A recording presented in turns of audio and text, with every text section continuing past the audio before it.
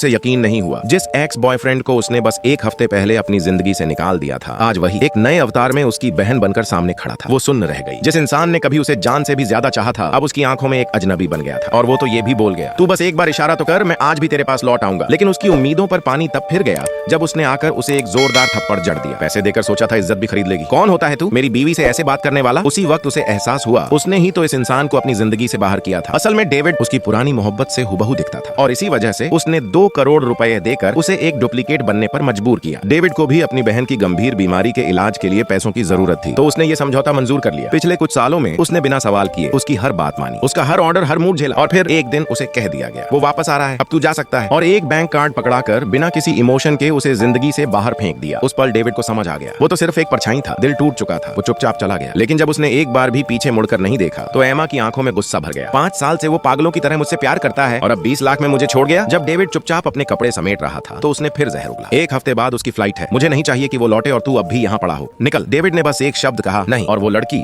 जो कभी उसके इशारों पर नाचता था, आज अपना सूटकेस खींचता हुआ चला गया बिना पलटे। उधर डेविड अस्पताल पहुंचा अपनी दादी से मिलने। दादी ने उसे एक लड़की से मिलवाया, अपनी बड़ी नातिन कैथरीन से। उसे क्या पता था कि कैथरीन वही बच्ची थी जिसे बचपन में जब सब तंग कर रहे थे तो डेविड ही उसका हीरो बनकर सामने आया था। कैथरीन ने उसे देखते ही पहचान लिया और बिना वक्त गंवाए कहा, मुझसे शादी करोगे? तुम्हें मेरी इज्जत मिलेगी, न कि मेरी परछाई बनकर रहना पड़ेगा। डेविड की आंखों के सामने फ्लैशबैक चलने लगे, कैसे एमा ने उसकी जिंदगी को नौकर बना दिया था। यहाँ तक कि एक बार जानबूझकर अपनी चेन पूल में गिराई और कहा, जा निकाल कर ला। वो बर्फ से ठंडे पानी में कूद पड़ा, सिर्फ इसलिए क्योंकि बहन का इलाज रुके ना। लेकिन आज जब किसी ने पहली बार उसके लिए हाथ बढ़ाया, उसने हाँ कहने में 1 सेकंड नहीं लगाया। दूसरी तरफ एमा एयरपोर्ट पहुंची अपनी पहली मोहब्बत को रिसीव करने, जिसके लिए वो 5 साल इंतजार कर चुकी थी। पर जब उसने उसे देखा, ना कोई एक्साइटमेंट, ना कोई इमोशन। यहाँ तक कि जब उसने उसे गले लगाया तो एमा की आंखों के सामने डेविड का चेहरा घूम रहा था। पहली मोहब्बत आगे चलने लगी और एमा ने फोन उठाया। उसने सोचा बस एक माफी मांग ले तो मैं उसे फिर से अपना लूंगी। लेकिन तभी फोन पर कैथरीन का मैसेज आया, मैंने अपना जीवन साथी चुन लिया है, जल्द ही तुम दोनों से मिलवाऊंगी। कार में बैठकर उसने खुद को समझाया, नहीं, असली प्यार तो मेरा वही था, वही पहली मोहब्बत। तभी फोन फिर से बजा। अस्पताल से डेविड की बहन का बिल पेंडिंग था। एमा के चेहरे पर एक साया दौड़ गया, अगर मैं हॉस्पिटल का बिल रुकवा दूं तो वो तो खुद ही लौट आएगा। उसे लग रहा था अब जीत उसी की है, पर उसे ये नहीं पता था कि कैथरीन पहले ही डेविड की बहन के लिए सबसे अच्छे डॉक्टर्स और अस्पताल का इंतजाम कर चुकी थी। दादी ने घोषणा की, अगले दिन स्वागत पार्टी होगी। और वहीं सबके सामने एक बड़ी खबर भी, एमा अपने नए जीवन में बिजी हो गई थी। लेकिन जब उसने उस पहली मोहब्बत के हाथ का बना फिश सूप पिया, उसका पेट उलटने लगा, क्योंकि डेविड हमेशा हर कांटा निकालकर